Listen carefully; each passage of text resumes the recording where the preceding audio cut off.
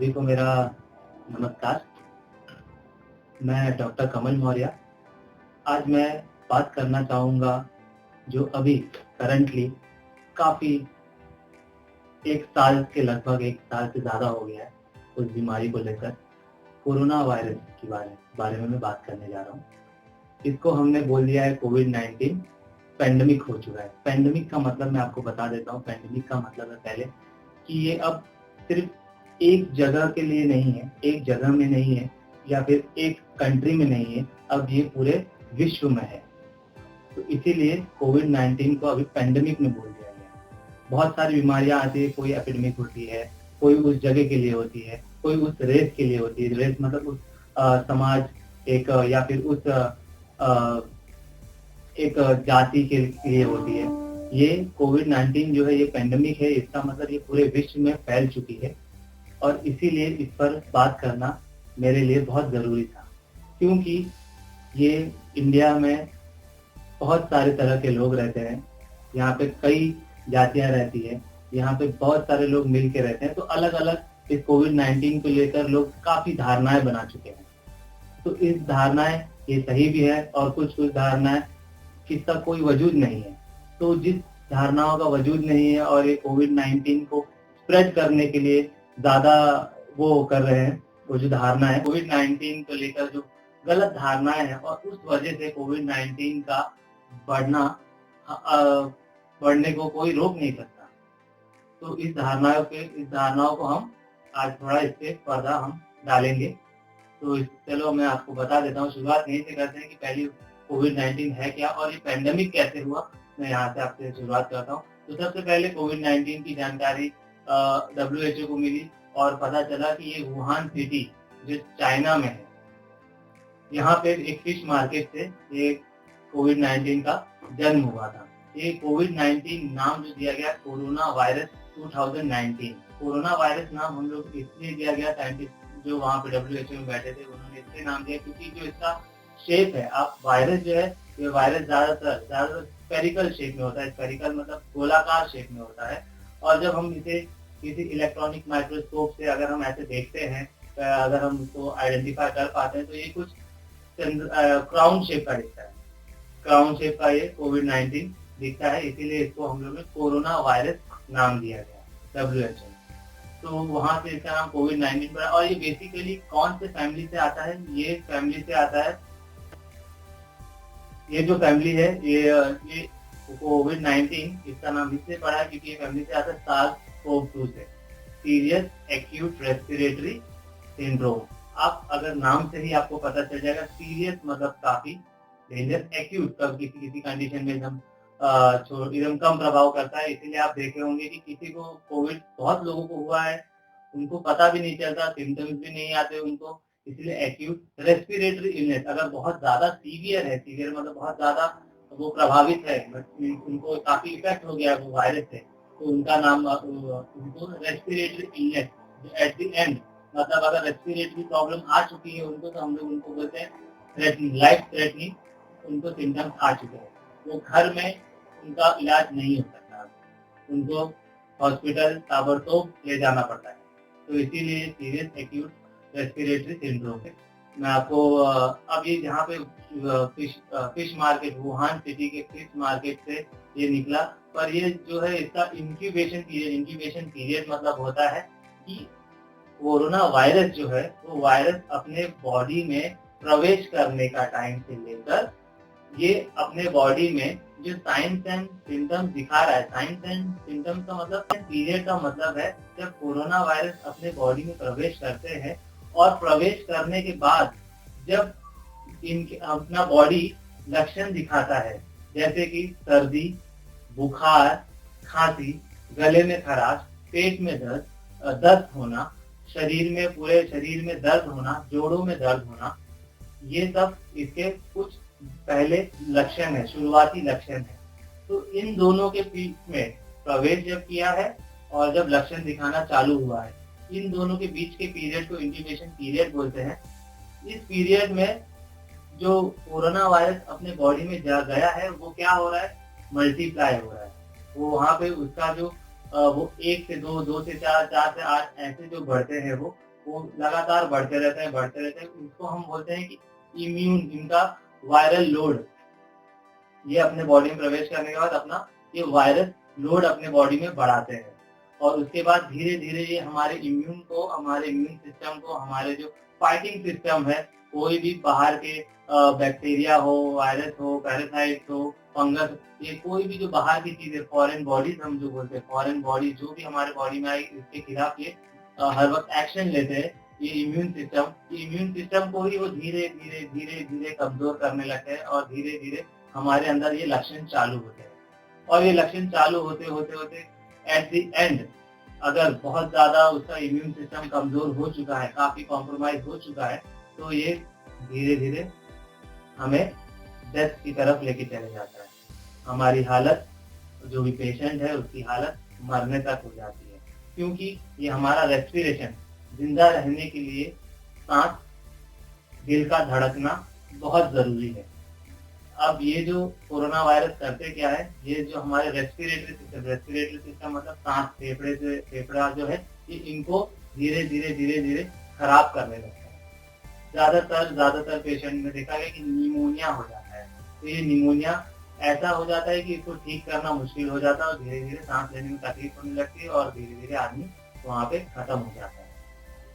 तो इसीलिए अब मैं आपको बता, ये आप देखेंगे ना, आप जब समझेंगे इस वायरस को, तो बहुत लोगों, ये आज इतना हम इसको लाइट क्यों ले रहे हैं, क्योंकि ये बहुत, इसका जो डेथ रेट है वो इतना कम है, और लेकिन ये हर जगह है, अभी भी ये प्रेजेंट है, लेकिन इसका डेथ रेट कम होने की वजह से काफी लोग इसको लाइट ले रहे हैं।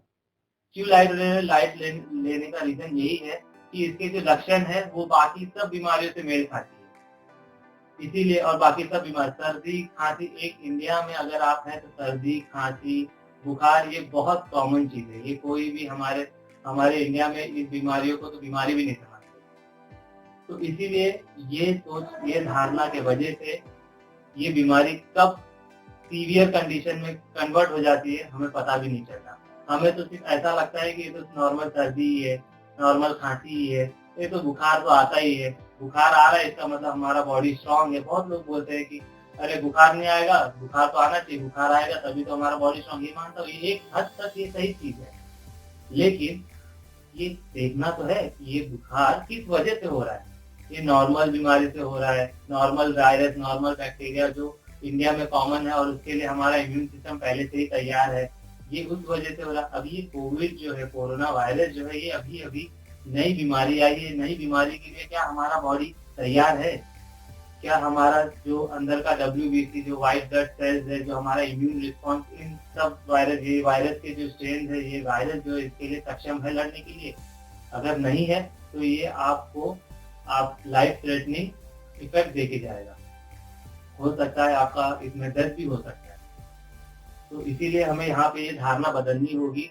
अभी के हाथ फिलहाल जब तक सभी को वैक्सीनेशन नहीं हो जाता, तब तक हमको ये कोई भी छोटा से छोटा बीमारी, सर्दी हो, नाक बहना ही क्यों ना हो, गले में खराश ही क्यों ना हो, बॉडी में दुखना ही क्यों ना हो, कोई भी चीज को हम नजरअंदाज बिल्कुल नहीं करेंगे। हर चीज को हम एकदम सीरियस, भले वो कैसे भी हो, ठंडा पानी पीने के बाद भी आपका गला क्यों ना दुखने लग जाए, आप थोड़ा ज्यादा आपका मेहनत हो गया हो, 2 दिन से आप 1 दिन सोए नहीं हो, उसके वजह से बहुत हरारत आ जाती है, शरीर गर्म हो जाता है, तो भी आप उसको लाइट ना लीजिए, क्योंकि आपको नहीं पता कि वो अंदर जो भी हुआ है वो किस वजह से हुआ है। जब भी बॉडी थकती है, आराम नहीं मिलता हमको, तो बॉडी का एक रिस्पॉन्स ये भी है, वो बॉडी में अपने आप थकान आने लगती है, और वो थकान को जब भरपूर मात्रा में आराम नहीं मिलता तो भी बुखार आता है। हमारी बॉडी में सेंसिटिविटी बढ़ जाती है। आपने देखा होगा किसी को जो बीमार इंसान होगा वो हर वक्त कंबल में उसको ओढ़ लेता है, कंबल में बड़े ऐसे कंबल में ओढ़ लेता है, पर आपको बोलेंगे तो बोलता है मुझे ठंडी लग रहा है। वो थोड़े से भी जो हवा होती है, नॉर्मल हवा होती है, फैन की हवा होती है, वो हवा को भी उसका स्किन नहीं देता है, इतना सेंसिटिविटी हो जाता है उसको। मैं आपको वही सेंसिटिविटी की बात कर रहा हूँ जो दांत में होता है।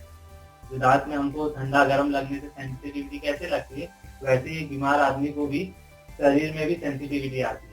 उसको अपने ये जो कपड़ा जिस तरह से मैंने पहना है, ये कपड़ा अगर मैं ऐसे करूंगा और बीमार आदमी, मैं नॉर्मल हूँ, अभी मुझे बीमारी नहीं है कुछ भी, तो मैं आराम से ऐसे ऐसे कुछ भी कर सकता हूँ, कुछ नहीं मुझे लगेगा। लेकिन एक बीमार आदमी को आप अगर ऐसे ऐसे टच करेंगे, कुछ करें, तो वो काफी उसको तकलीफ होगी।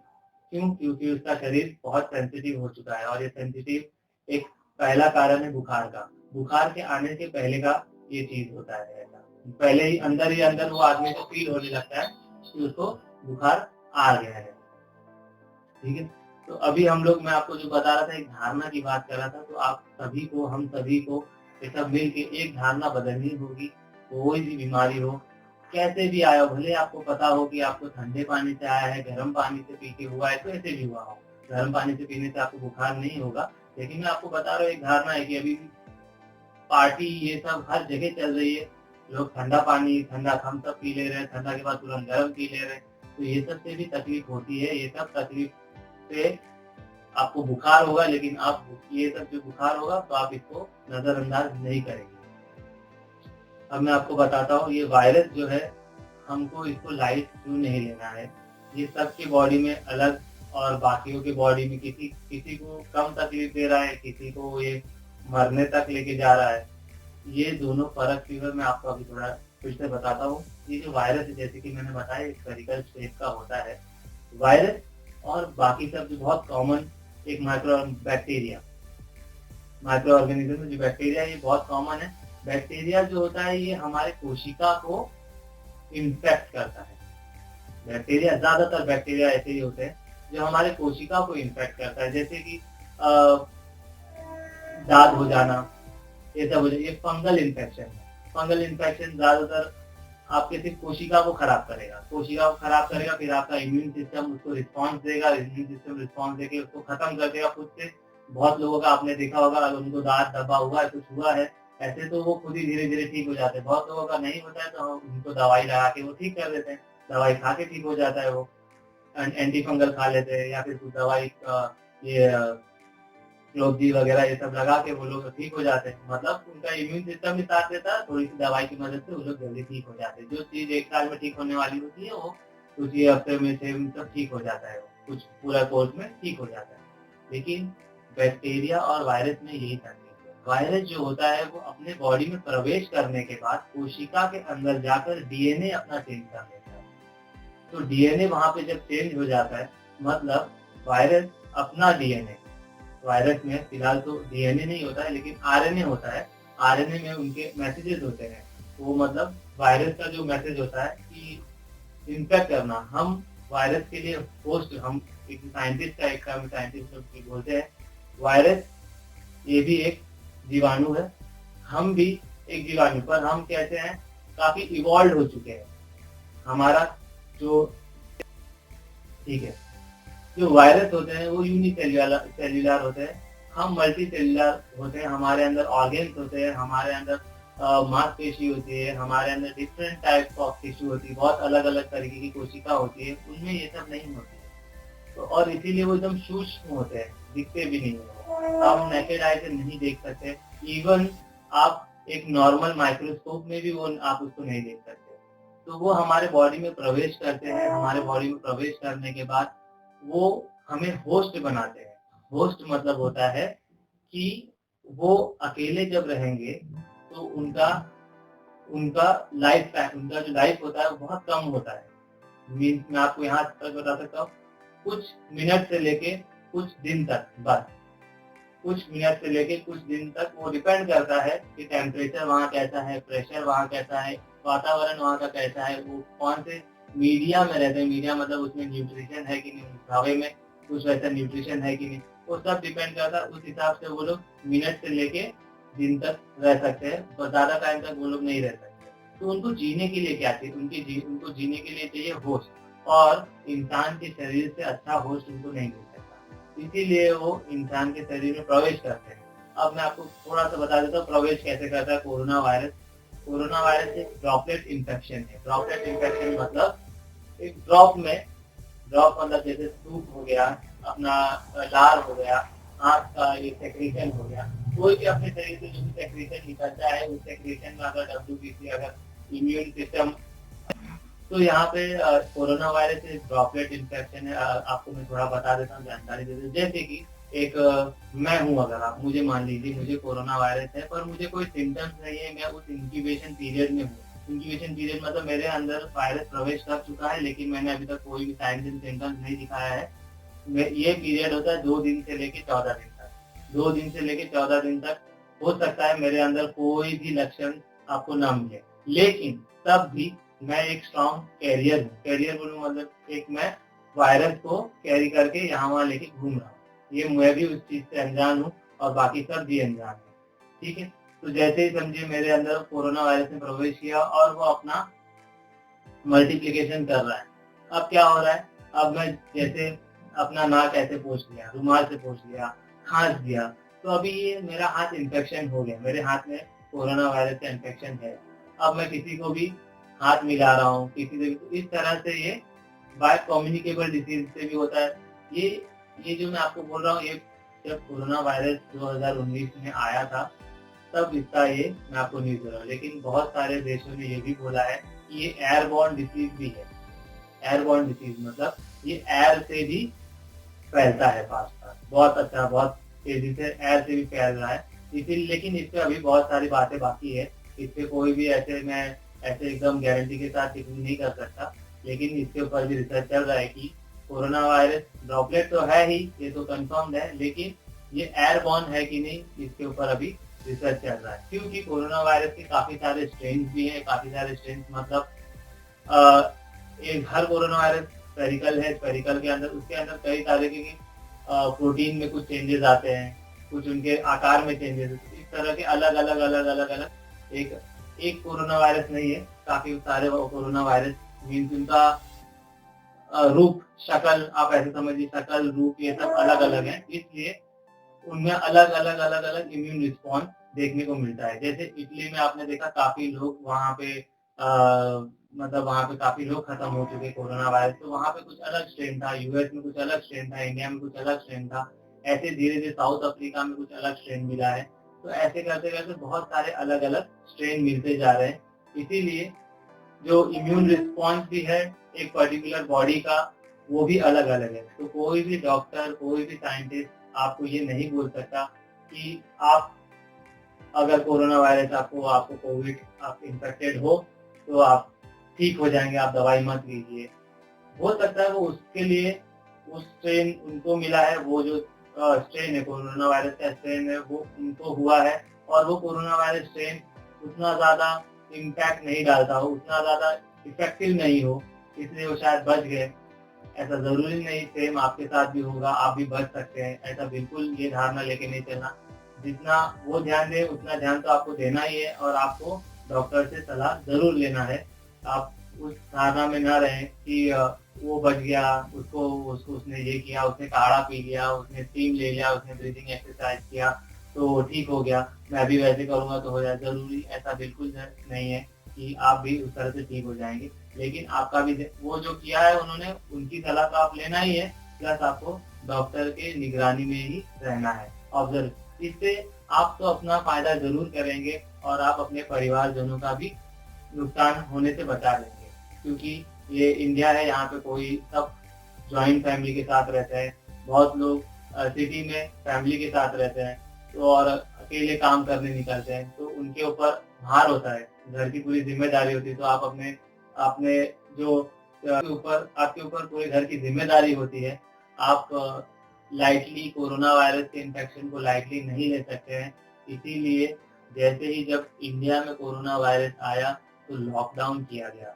लॉकडाउन इसलिए किया गया क्योंकि आप जितना घर में रहेंगे उतना इस डिजीज को स्प्रेड होने से बचाएंगे। क्योंकि ये कोरोना वायरस है, ये दिख नहीं रहा है कि कौन कितना ज्यादा इन्फेक्टेड है, कौन घर में कौन इन्फेक्शन इसको लेके घूम रहा है, कोई किसी को कुछ नहीं। इसीलिए घर में बैठने से क्या हो जाता है कि आप स्प्रेड नहीं हो पाता है ये इन्फेक्शन।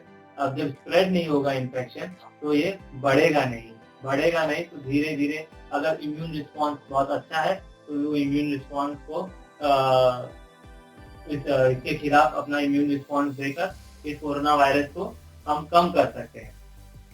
इसीलिए लॉकडाउन होना तो बहुत, जो लॉकडाउन का ये प्रोसेस था इंडिया में, ये काफी अच्छा चला और बाहर की कंट्री भी इस चीज को मान चुकी है कि इंडिया में जो लॉकडाउन का सिस्टम है वो काफी हद तक बहुत सक्सेसफुल रहा।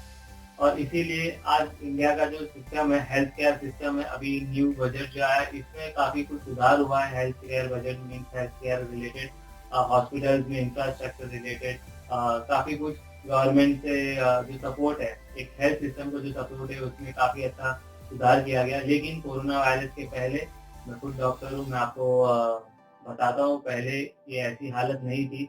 अगर कुछ भी होता है, ये हमारा इंडिया जो है वो सेकेंड नंबर पे है पॉपुलेशन में।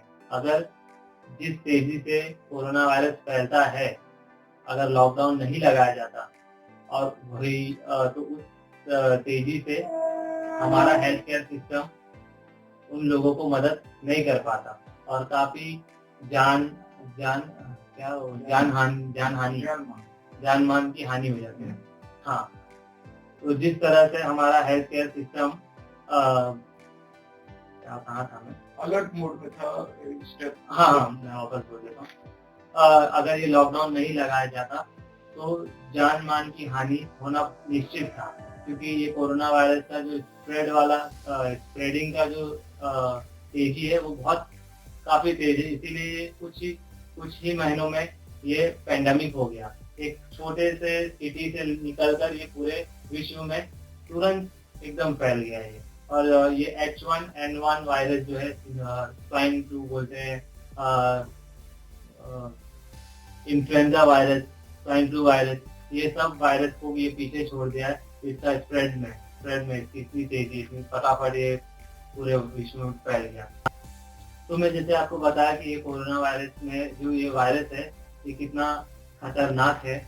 अब ये वायरस जब आपके शरीर में जाता है, जैसे ही जब प्रवेश करता है तो ये मल्टीप्लाई होता है। वहाँ मल्टीप्लाई होने के बाद ये मल्टीप्लाई सबसे पहले कैसे होता है, ये कोशिका है, कोशिका समझिए मेरी, मैं होस्ट हूँ, मेरे होस्ट में बहुत सारे ऑर्गन हैं, ऑर्गन बहुत सारे कोशिकाओं से मिलकर बनता है। अब मैं एक कोशिका को आप समझिए, ये एक कोशिका है और ये कोरोना वायरस आएंगे, इसको यहाँ पर अटैच होते हैं। हर एक रिसेप्टर होता है कोशिका पे, उस कोशिका के रिसेप्टर पे कोरोना वायरस अटैच होंगे और ये अपना कोरोना वायरस के अंदर वायरस जो भी अपने अंदर का मैसेज है वो मैसेज हमारे कोशिका के अंदर डाल देगा। हमारे कोशिका क्या होती है, हमारे कोशिका जैसे बढ़ती है वैसे धीरे धीरे बढ़ती रहती है। हमारे कोशिका के अंदर जैसे जैसे रिएक्शन होते हैं वो वैसे ही रिएक्शन होते रहते हैं, लेकिन हमारे कोशिका को नहीं पता चलता है कि अब जो रिएक्शन हो रहा है वो वायरस की वजह से हो रहा है। और इस तरह से हमारे अंदर वो वायरस बढ़ने लगते हैं। हमारे अंदर धीरे, जब तक हमारे बॉडी को पता चलता है कि वायरस ने काफी कुछ खराब कर चुका है, तब तक हो सकता है, बहुत लोगों में होता है, लेट हो चुका होता है। और लेट होने की वजह से वो आदमी पहले दिन बुखार, दूसरे दिन सर्दी खांसी, थोड़ा बदन में दर्द, तीसरे दिन सांस में तकलीफ, चौथे दिन वेंटिलेटर पे आपको मिल जाएगा।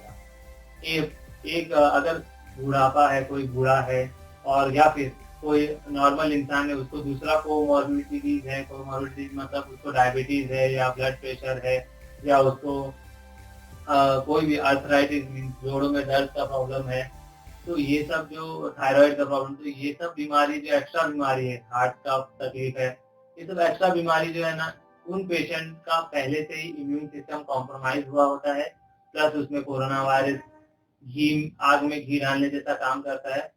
तो उन पेशेंट में तुरंत दिख जाता है कि पहले दिन बुखार आया, चौथे दिन वेंटिलेटर पे, पांचवें छठे दिन आपको न्यूज मिलती है कि कोरोना कोविड की वजह से एक और डेथ हो चुकी है, क्योंकि उस आदमी में वो जो इम्यून रिस्पॉन्स की जो क्षमता होती है वो पहले से ही कॉम्प्रोमाइज है। अब ये कोविड जब आता है शरीर में तो ये इम्यून रिस्पॉन्स को कम करने ही आता है। इम्यून रिस्पॉन्स तो बाद में, इम्यून को जब पता ही नहीं है कि कौन आया कौन गया, तो ये रिस्पॉन्स कैसे देगा। और जब तक ये रिस्पॉन्स देने लायक होता है तब तक ये इस तरह से फैल चुका होता है कि अब इम्यून भी कुछ नहीं कर सकता। अब इम्यून कुछ नहीं कर सकता तो शायद दवाई कुछ करे, लेकिन ये नई बीमारी है, इसका दवाई का शोध अभी भी चल रहा है। तो धीरे धीरे इसीलिए जो दवाई, जैसी दवाई समझ में आती है लोग देते हैं। अभी एंटीवायरल चल रहा है, रेमडेसिविर जैसे चल रहा है एंटीवायरल। हाइड्रोक्सीक्लोरोक्वीन आपने सुना, वो एंटी मलेरियल ड्रग है, वो काफी चला। तो डेक्सामेथासोन, ये सब एंटी एलर्जिक दवाई है, ये सब चल रहा है। तो बहुत सारी दवाइयाँ, ये सब एक एविडेंस बेस्ड मेडिसिन है। ये दवाई आपको कोरोना वायरस से बचा देगी, ऐसा कोई डॉक्टर गारंटी नहीं लेगा। आप अगर ऐसा सोचकर एडमिट हो रहे हैं कि ये डॉक्टर मुझे बचा ही देगा, ये डॉक्टर अगर डॉक्टर नहीं बचा पाया तो पेशेंट अगर मर जा रहा है तो उसकी फैमिली डॉक्टर को मारती है, गाली देती है, काफी कुछ बुरा भला कहते हैं, काफी बड़ा बड़ा तकलीफ दे देते हैं डॉक्टर को। लेकिन वो डॉक्टर भी क्या कर सकता है, वो डॉक्टर भी मजबूर है, उसके पास दवाई है ही नहीं। जिस चीज का आप एक्सपेक्ट करके जा रहे हैं कि मैं ठीक हो जाऊंगा, वहाँ दवाई मिलेगी, वो दवाई तो उसके पास भी नहीं है। वो सिर्फ आपको सपोर्टिव केयर ही दे सकता है। आपको जैसे जैसे तकलीफ होगी वो तुरंत एक्शन ले लेगा, जो आप घर पे नहीं ले पाएंगे। घर पे आप आईवी नहीं लगा पाएंगे, इंजेक्शन ब्लड में नहीं वो तुरंत आपका शरीर देख के, आपका ऑब्जर्वेशन देख के आपको ऑब्जर्व करेगा, आपका हिस्ट्री लेगा। आपका हिस्ट्री लेने के बाद जैसे जैसे आप प्रक्रिया करें उस हिसाब से वो आपको दवाई देकर आपको सपोर्ट करके पूरा आपको ठीक करने की पूरी कोशिश करेगा। आपको आपका जो क्वालिटी ऑफ लाइफ है उसको वापस करके इतना ही दे सकता है। लेकिन कोई डॉक्टर आपको इस वक्त आज तक अभी तक तो कोई आप, क्योंकि दवाई है ही नहीं, उसका कोई एंटीवायरस है तो उसका एंटीवायरल होना चाहिए। वो एंटीवायरल अभी तक 100% श्योरिटी तो है ही नहीं, तो कैसे देगा वो दवाई। इसीलिए पूरा का पूरा जो कोविड-19 का ट्रीटमेंट होता है वो सपोर्टिव केयर पे ही होता है।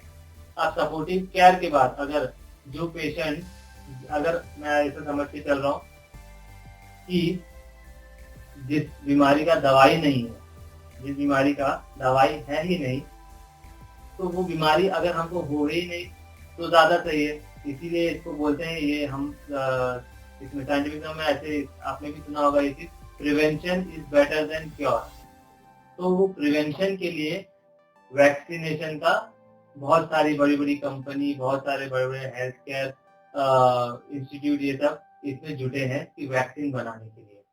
तो ये जो वैक्सीन होती है, ये जो वैक्सीन जब मैं आपको बताऊंगा वैक्सीन के बारे में, तो आपको पूरा वो कोशिका जो मैं आपको पहले बता रहा था कि शरीर में ये वायरस करता क्या है, कैसे करता है, ये भी आपको कनेक्ट हो जाएगा।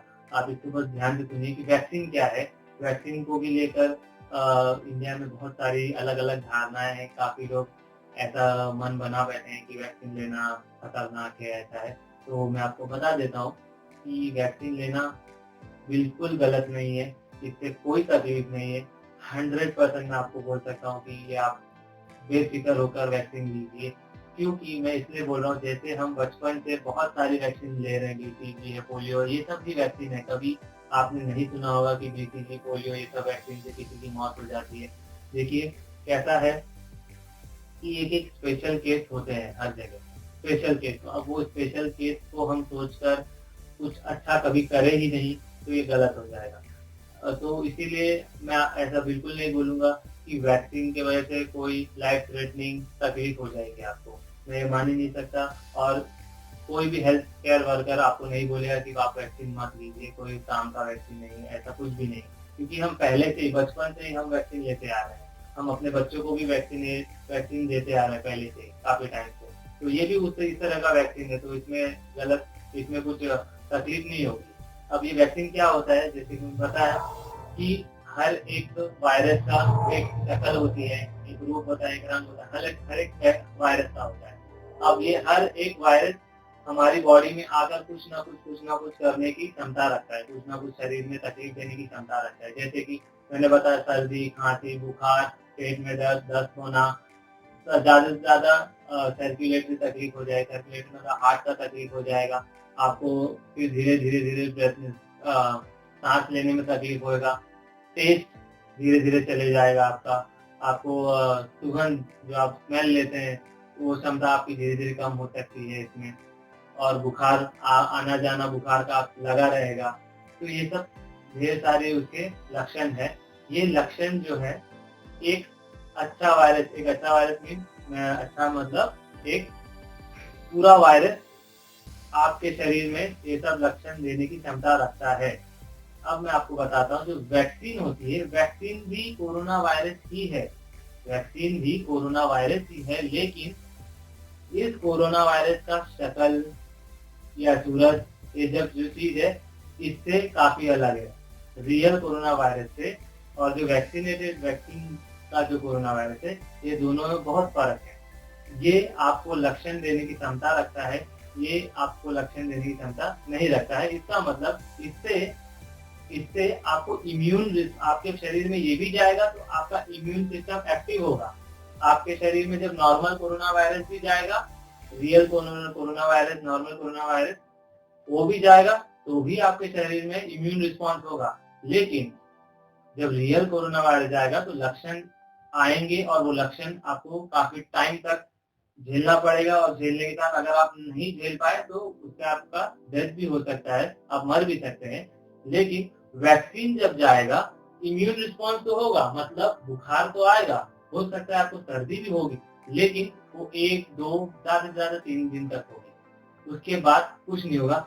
और ये सारे वैक्सीन में होता है। पोलियो, बीसीजी वैक्सीन में आपने देखा होगा, बच्चों को यहाँ पे देते हैं, वैक्सीन देते हैं, तो उसको वैक्सीन देने के बाद बुखार होता है। तो ऐसे ही नॉर्मल थोड़ा सा रैश होता है, जहाँ पे इंजेक्शन लगाया वहाँ पे थोड़ा तकलीफ, रेडनेस आ जाता है, धीरे-धीरे काला पड़ जाता है, थोड़ा स्किन चेंज हो जाता है, ऐसे ही थोड़ा बहुत तकलीफ रहता है, ज्यादा से ज्यादा। लेकिन ये आपको इतना तकलीफ नहीं देगा कि आपका मरने की हालत आ जाए, आपको मरने की हालत हो जाए आपकी। ये वैक्सीन जो है वो ऐसा आपका नहीं करेगा। कैसे हो रहा है ये आपको एक उदाहरण देता हूँ मैं।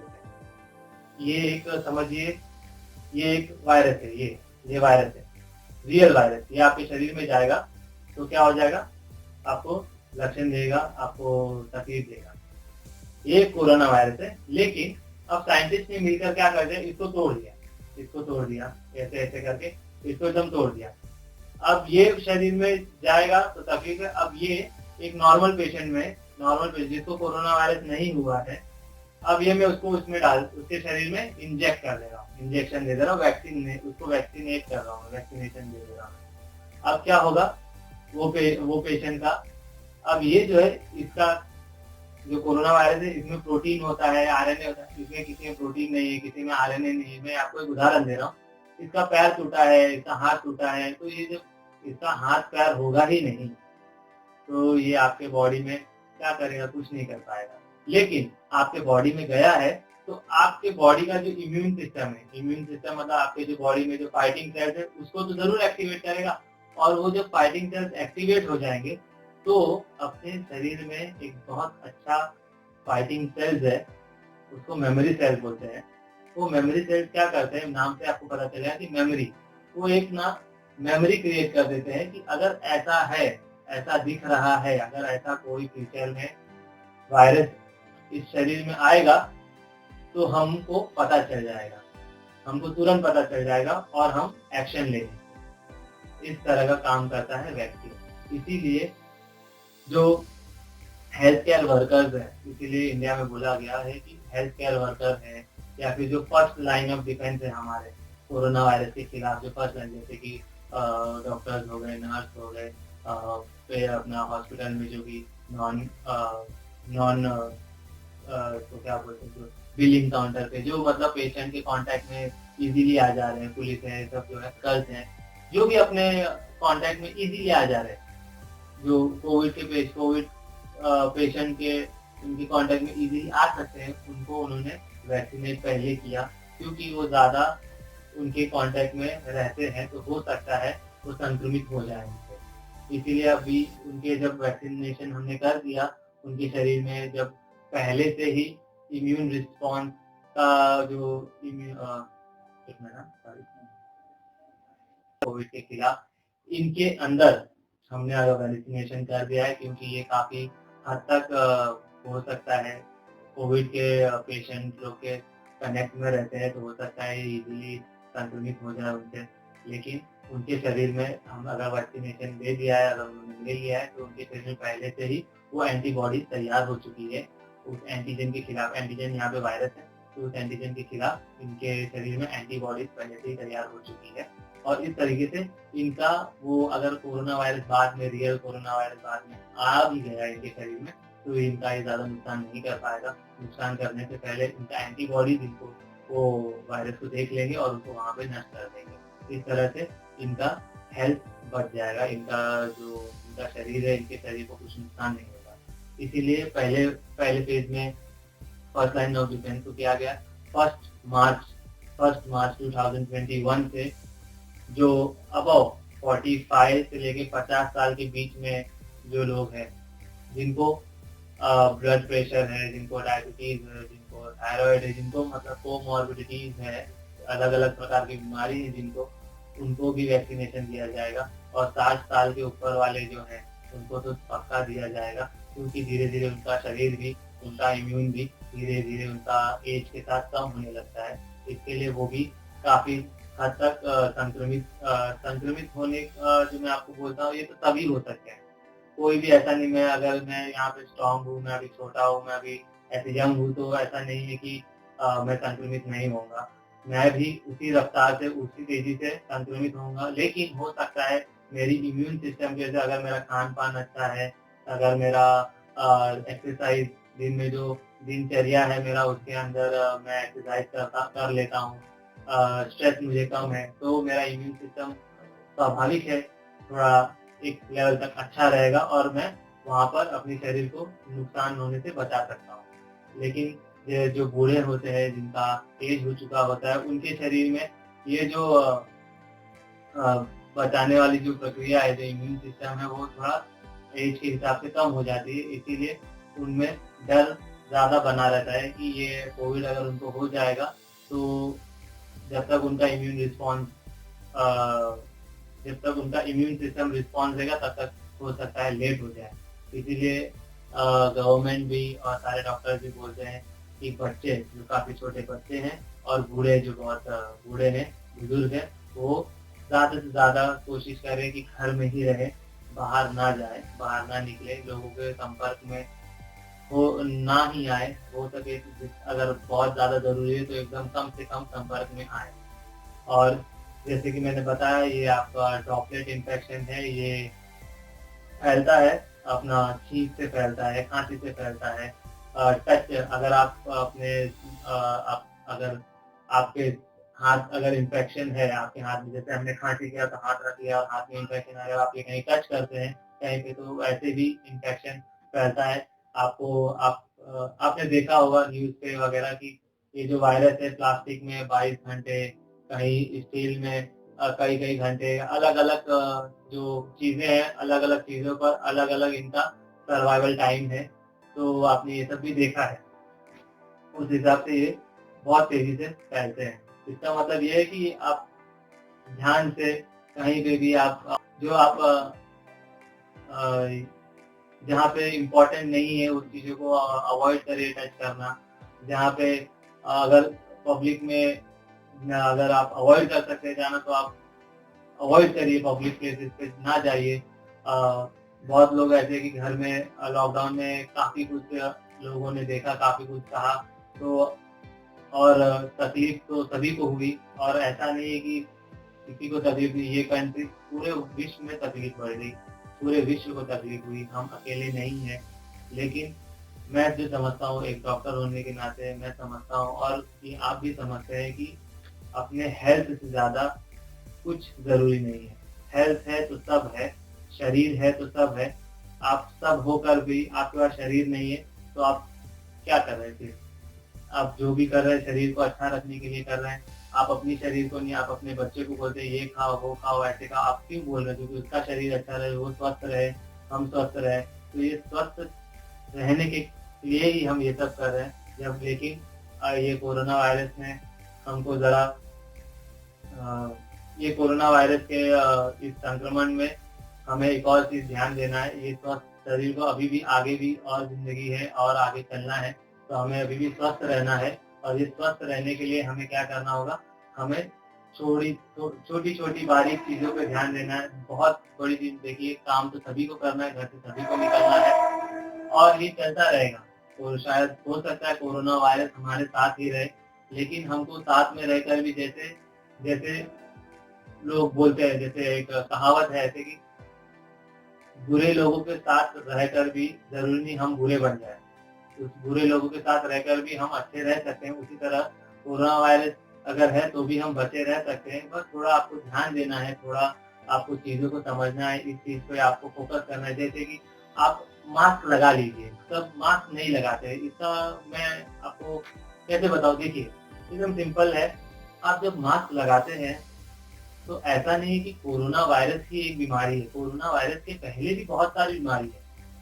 उसको कम्युनिकेबल डिसीजेज है। कम्युनिकेबल मतलब जो छुआ-छूत से ऐसे टच करने से होती है। बहुत सारी बीमारी पहले से ही कोरोना वायरस से पहले। लेकिन आपने नोटिस किया होगा कि कोरोना वायरस आया तो काफ़ी बीमारी का जो प्रकोप था वो कम हो गया। क्यों कम हो गया? क्योंकि कोरोना वायरस के डर से हमने बहुत सारी चीज़ों पर ध्यान दिया। जैसे कि हम बहुत लोग हो गए, जब यहाँ-वहाँ फालतू में नहीं थूकते। आपने देखा इन्हें बहुत थूकते हैं ऐसे यहाँ-वहाँ, ऐसे-ऐसे यहाँ पे बहुत सब थूकते रहते हैं, नहीं थूकते। काफ़ी हम हाथ धोकर खाना, आज अपने आज भी है पढ़े-लिखे लोग होटल ये सब में जाते हैं, हाथ नहीं धोते। वो उनको पता नहीं, ऐसा लगता है कि 3 स्टार होटल या 4 स्टार, 5 स्टार होटल में हाथ नहीं धोना चाहिए। क्यों नहीं धोना चाहिए भाई? धोना चाहिए। हाथ है तो गंदा है, या एक हर जगह बहुत जगह टच हो रहा है, तो ये हाथ धोना चाहिए।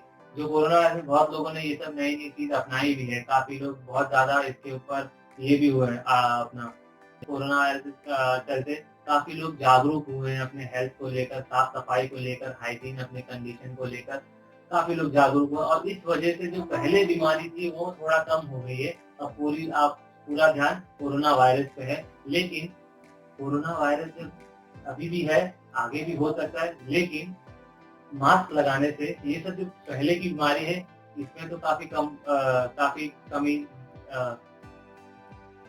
हाँ भाई। हाँ, मास्क लगाने से कोरोना वायरस भले आपको हो या ना हो वो बात की बात है, लेकिन जो पहले जो सब बीमारी हो रही थी, जो छोटी-मोटी बीमारी से तकलीफ रहती थी घर में, कभी किसी का नाक बह रहा है, कभी किसी को सर्दी है, कभी खाँसी है, कभी कुछ, ये सब जो लगा रहता था वो आपने देखा होगा काफ़ी हद तक कम हो चुका है। क्योंकि आप सभी एक ऐसा भी नहीं कि एक घर में एक जन ऐसा ध्यान दे रहा है, आप सभी लोग ध्यान दे रहे हैं। आप अपना हाथ धो रहे हैं, जो बहुत अच्छी बात है, अपना आप साबुन से धो रहे हैं, आप अपने आप को साफ रख रहे हैं। घर में बेवजह आवन-जावन आपने कम कर दिया है, पब्लिक प्लेस पे बहुत ऐसा गैदरिंग में जाना कम कर दिया है। सबसे इम्पोर्टेंट चीज़ बाहर का जंक फूड खाना बंद कर दिया है आपने। बेमतलब का जो हम होटल्स में जाके कुछ ना कुछ खाते रहते थे, ये सब नहीं, खाना कम हो गया है। अब जो भी चीज़ें और आपने काफ़ी सारी इसमें आपने मैं बहुत यहाँ पर आयुर्वेदिक को एक बहुत बड़ा मैं थैंक्स बोलना चाहता हूँ, क्योंकि जिन लोगों को कोविड नहीं हुआ है, मैं ऐसा भी सुनता हूँ, ऐसा भी रिपोर्ट भी है ऐसा कि बहुत लोगों को कोरोना वायरस आके चला भी गया, उनको भी नहीं पता। हो सकता है मुझे भी आके चले भी गया होगा, मुझे भी नहीं पता। तो यहाँ पे आयुर्वेदिक लोगों ने बहुत अपनाया है। यहाँ पे लोग काढ़ा बना के पीना, गर्म पानी में नींबू डाल के पीना। भले ही आपको कोरोना वायरस के संक्रमण से दूर ना रखे, लेकिन ये आपको बाकी बीमारी ज़रूर आपके शरीर में जो बाकी बीमारी का वजह से तकलीफ रहती होगी सालों से, घर में तकलीफ आप देख रहे होंगे, बच्चों में काफ़ी छोटे-छोटे बच्चे हर वक़्त कुछ ना कुछ बीमारी में लगे रहते हैं। ये सब आपने ज़रूर पाया होगा कि ये सब का कमी आपने देखा होगा घर में। तो इसी तरह ये जो मास्क है, तभी आप पहनेंगे, तो आप सबसे पहले देखेंगे कि मास्क से धूल-मिट्टी ये सब कम हो जाता है नाक में जाना, तो वहाँ पे आपको एलर्जी, ये सब जो बहुत लोगों को एलर्जी होती है, धूल-मिट्टी ये सब, वहाँ पे कम हो जाएगा। मैंने देखा है मास्क, कोई मास्क एकदम ज़्यादा 2-3 मास्क लगा लेता है। आपको इतना भी मास्क नहीं लगा लेना चाहिए कि साँस लेने में तकलीफ हो जाए। एक कोरोना वायरस तो आप हुआ ना हो बात की बात, साँस की तकलीफ आपको हो जाएगी। लोग यहाँ पे एक्सरसाइज करते हैं, एकदम हैवी मास्क, एकदम 3-4 लेयर वाला मास्क लगा के एक्सरसाइज करते हैं। तो ऐसा नहीं करना है आपको। हम आपको पहले से ही बोल रहे हैं, एक्सरसाइज 6 फीट की दूरी, पहले शुरुआत में 6 फीट की दूरी रखिए। एक्सरसाइज करें ज़रूर 6 फीट की दूरी रखिए। अकेले एक्सरसाइज करें, घर पे आप एक्सरसाइज करिए। जो आप कर रहे हैं ऑलरेडी, जो ऐसे नहीं स्टार्ट करता हूँ, कैसे स्टार्ट करूँ इसके बारे में? आप इस बीमारी को दूर रखने के लिए हाँ, एक्सरसाइज से भी हाँ, अपने शरीर अपनी हिस्सा हाँ, बना सकते हैं हाँ, लाइफ स्टाइल में। आप हाँ, करते हैं तो बहुत अच्छी बात है, हाँ, अगर नहीं कर रहे हैं तो ठीक मैं है, आपको बता दूं ठीक क्या है। करना है। तो इस कोरोना वायरस के चलते गवर्नमेंट ने काफी सारे रूल्स रेगुलेशन तो रखे ही हैं। बहुत लोग रूल्स रेगुलेशन फॉलो कर रहे हैं, उनका मैं बहुत धन्यवाद करता हूँ। और जो लोग नहीं रख रहे हैं, हो सकता है वो उस चीज को लाइट ले रहे हैं, या फिर उनका शायद ऑक्यूपेशन वैसा है कि वो मास्क ये सब नहीं लगा सकते, कुछ हो सकता है कुछ अलग कारण हो। लेकिन मैं आपको ऐसे ये नहीं करूंगा। आप बस एक इस चीज को समझिए, मैं आपको कुछ चीज बताने जा रहा हूँ, कुछ रूल्स एंड रेगुलेशन आप अपने अंदर लाइए। क्यों लाना है ये देखिए। तो कितना भी गवर्नमेंट कोई भी हो, कोई भी घर का ही क्यों ना हो, आपको कितना भी कुछ भी बोले, लेकिन जब तक आपका मन नहीं मानेगा तब तक वो होने वाला नहीं है। तो इसीलिए ये जो मैं सोच रहा हूँ कि मैं आपसे कुछ बातें ऐसे करूँ जिससे आपका मन में परिवर्तन हो। तो वो जो अब मैं मोदी जैसा मन की बात तो नहीं कर सकता, लेकिन मैं थोड़ा कुछ कुछ जानकारी पर एक रोशनी डालना चाहता हूँ। जैसे कि आपको मैंने बताया कि मास्क लगाने से क्या फायदा होगा। अब मुझे किसी को नहीं पता मास्क लगाने से कोविड होगा या नहीं होगा, लेकिन सबको पता है कि मास्क लगाने से जो फालतू फूका छोटी मोटी बीमारी हो रही थी वो सब नहीं होगी। ये तो पहली बात है। दूसरा, हम जो ये मतलब अ, हम गैदरिंग में जाते थे, ऐसे पब्लिक प्लेसेस में जाते थे, ये सब हम कम करने से जो बीमारी है, मतलब पब्लिक की जो बीमारी होती रहती है, दाद होना, ये सब होना, टच, ये सब से भी हम दूर रह सकते हैं। और और सारी चीज, जैसे इम्पोर्टेंट चीज है कि हम अपने घर में हम अपने घर में जो भी हमारा सुबह से लेके रात तक का मैं आपको चीज बताता हूँ कि कोरोना वायरस जाने दीजिए, आप अपना शरीर का ध्यान दीजिए, शरीर का इम्यून सिस्टम पे ध्यान दीजिए। इम्यून सिस्टम को कैसे बूस्ट करना है, सबसे पहले जैसे ही आप सुबह उठते हैं, ये अगर आप सिटीज में रहते हैं तो सिटीज में ऑक्सीजन की मात्रा गांव में से कम है। तो आपको ध्यान देना, सुबह उठना है, सुबह जल्दी से जल्दी उठकर सबसे पहला काम करिए कि आप अगर 6, साढ़े 6, 7 बजे उठते हैं तो आप जरूर अपने शरीर को जितना हो सके धूप देने की कोशिश करें। धूप धूप से विटामिन डी आपके बढ़ेगा। विटामिन डी इनडायरेक्टली आपका इम्यून सिस्टम बढ़ाता है, तो विटामिन डी लेने की ज्यादा से ज्यादा कोशिश करिए। यहाँ पे आज जो जमाना चल रहा है, इसमें ऑफिस वाली सेडेंटरी लाइफ हो गई है। इसमें दिन से रात एसी में निकलता है, दिन से रात एक चार दीवार में निकलता है, धूप मिलती नहीं है। तो कहीं ना कहीं हड्डियों में एक विटामिन डी की कमी हो जाती है, और उनमें जो एक ताकत होती है उसकी धीरे धीरे कमी होने लगती है। और विटामिन डी इनडायरेक्टली आपका इम्यून सिस्टम को भी स्ट्रॉन्ग करता है, वो इम्यून सिस्टम भी वहाँ पे धीरे धीरे कॉम्प्रोमाइज होने लगता है। तो आपका जब शुरुआत ही विटामिन डी से होगा, वो भी नेचुरल, आपको कुछ खाना नहीं है, कुछ पीना नहीं है, कुछ भी, मतलब विटामिन डी के लिए आपको कुछ एक्स्ट्रा कुछ नहीं करना है, सिर्फ आपको धूप में बैठना है। आप 8 बजे के बाद की धूप आप अवॉइड करिए। 8 बजे के पहले जो भी धूप मिलती है आप ले सकते हैं, तो आप वो विटामिन डी लीजिए। सुबह शुरुआत आप सूरज की रोशनी से करिए। दूसरा, जब सूरज की रोशनी में बैठ रहे हैं तो आप गर्म पानी लेकर बैठिए। गर्म पानी में आप कुछ भी, अगर आपको कॉन्स्टिपेशन है तो खट्टा चीज, उसमें नींबू ये सब आप अपने डॉक्टर से पूछ के डालना। अगर आपको कॉन्स्टिपेशन का, ऐसा बाथरूम का तकलीफ ये सब नहीं है, तो आप उसमें गर्म पानी में नींबू डालकर, हनी डालकर ग्रीन टी पी सकते हैं, काढ़ा पी सकते हैं, सुबह सुबह चाय पी सकते हैं, जो आपके रेस्पिरेटरी सिस्टम को एक क्लीन कर देगी, आपके डाइजेस्टिव सिस्टम को भी क्लीन कर देगी। ठीक है, तो इसमें जो भी वायरस वगैरह गर्म पानी से रहते हैं, आपको मैं बता रहा हूँ, ये जो आप लोग बोलते हैं कि गर्म पानी से वायरस मर जाता है, तो ऐसा बिल्कुल नहीं है। जो सिस्टम है वो ऐसा है कि हमारे गले में काफी चिपचिपे पदार्थ होते हैं, जो बाहर के एनवायरनमेंट से भी जो भी धूल मिट्टी, जो भी चीजें, बैक्टीरिया वाला जो भी हो, उसको वो चिपका देते हैं अपने पास, ऐसे वो कर लेते हैं, क्योंकि वो लंग्स में नहीं जाना चाहिए। वो एक हमारा बॉडी का सिस्टम है, फिर हमारे बॉडी में एक सिस्टम है जिस वजह से हमारे बॉडी में क्लीन एयर जाना चाहिए। क्लीन एयर जाना चाहिए, इसीलिए उस म्यूकस बोलते हैं, वो म्यूकस जो होता है उस चीज को ट्रैप कर लेती है, उस चीज को पकड़ के रखती है नीचे, आगे छोड़ती नहीं है। ठीक है। जब हम गर्म पानी ये सब करते हैं, कभी कभी वो सिस्टम इतना ज़्यादा हाइपर एक्टिव हो जाता है कि हमें सांस लेने में तकलीफ होने लगती है, हमको कंजेशन होने लगता है हमारे शरीर में, नाक बंद हो जाता है, तो ये तकलीफ देने लगती है, हमारा रिस्पॉन्स की वजह से हमको तकलीफ होने लगती है। तो उस रिस्पॉन्स को कम करने के लिए बिना दवाई से एक नेचुरल तरीका है, गर्म पानी, हल्दी, नींबू, ये सब आप यूज करिए सुबह सुबह, धूप में बैठ के भी कर सकते हैं, न्यूज़पेपर पढ़ते हुए कर सकते हैं। फिर उसके बाद ज़्यादा नहीं, 5-10 मिनट डेली मॉर्निंग अगर आप ब्रीदिंग एक्सरसाइज करेंगे, ब्रीदिंग सिर्फ सांस लेना है और छोड़ना है, सांस लेना है, छोड़ना है, सांस छोड़ो, 5 सेकंड रोको, फिर छोड़ो, सांस लेकर देखिए, जो भी मैं आपको बता रहा हूँ, प्रेग्नेंट लेडी और लैक्टेटिंग वुमन जो दूध पिला रही है, प्रेग्नेंट लेडीज जो अपने शिशु को दूध पिला रही है, और बूढ़े और जो बच्चे, अभी तो मैं आप हर एक का अलग अलग तरीका है, मैं आपको अभी एक ही वीडियो में ऐसा डायरेक्ट इतना सारा नहीं बोल सकता, लेकिन ब्रीदिंग एक्सरसाइज सभी के लिए जरूरी है, लेकिन थोड़ा मेथड अलग है, थोड़ा जो तरीका है सबके लिए अलग है।